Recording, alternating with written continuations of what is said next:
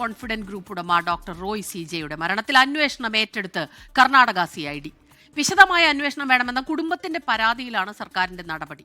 ഹൃദയത്തിലേക്ക് വെടിയുണ്ട തുളച്ചു കയറിയാണ് മരണം സംഭവിച്ചതെന്നാണ് പോസ്റ്റ്മോർട്ടത്തിലെ പ്രാഥമിക നിഗമനം. ഡോക്ടർ റോയ് CJ മരണത്തിനു കാരണം ആദായ നികുതി വകുപ്പ് ഉദ്യോഗസ്ഥരാണെന്ന് സഹോദരൻ ബാബു CJ ആരോപിച്ചു. ഡോക്ടർ റോയ് CJ മരണത്തിൽ 5 പേജുള്ള പരാതിയാണ് conference group MD TA Joseph പോലീസിന് കൈമാറിയത്. IT ഉദ്യോഗസ്ഥർ ചോദ്യം ചെയ്തതിന് പിന്നാലെ ഡോക്ടർ റോയ് സ്വന്തം മുറിയിലേക്ക് പോയി.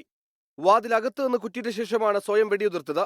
ആരെയും അകത്തേക്ക് വിടരുതെന്ന് സെക്യൂരിറ്റി ഉദ്യോഗസ്ഥർക്ക് നിർദ്ദേശം നൽകിയിരുന്നുവെന്നും പരാതിയിൽ പറയുന്നു.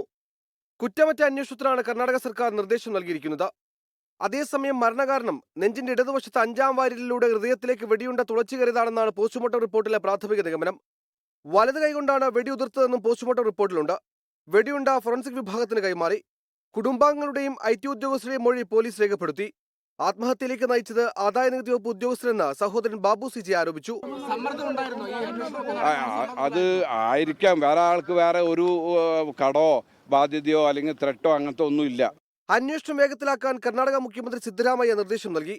ആദായ നികുതി വകുപ്പിന്റെ സമ്മർദ്ദത്തിനിരയാണ് റോയ് CJ എന്ന് ഉപമുഖ്യമന്ത്രി DK ശിവകുമാർ. അതേസമയം റെയ്ഡുമായി ബന്ധപ്പെട്ട് സമ്മർദ്ദം ചെലുത്തിയിട്ടില്ലെന്നും ഒപ്പിടാനെത്താൻ ആവശ്യപ്പെടുക മാത്രമാണ് ചെയ്തതെന്നുമാണ് ആദായ നികുതി വകുപ്പിന്റെ വിശദീകരണം. പോസ്റ്റ്മോർട്ടം അടക്കം കഴിയുമ്പോൾ നടന്നത് ആത്മഹത്യ എന്ന നിഗമനത്തിലേക്കാണ് അന്വേഷണ സംഘം എത്തുന്നത്.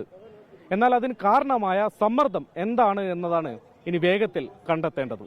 ബംഗളൂരുവിൽ നിന്നും വരുൺ വടശ്ശേരിക്കൊപ്പം ശ്രീനാഥ് ചന്ദ്രൻ, 24. ലോകത്തെവിടെയായാലും ഏത് സമയത്തും 24 വാർത്തകളും ഓഗ്മെന്റഡ് റിയാലിറ്റി പാക്കേജുകളും എക്സ്പ്ലെയിനറുകളും വിശദമായി കാണാൻ ഞങ്ങളുടെ YouTube ചാനൽ നിങ്ങൾക്ക് സബ്സ്ക്രൈബ് ചെയ്യാം.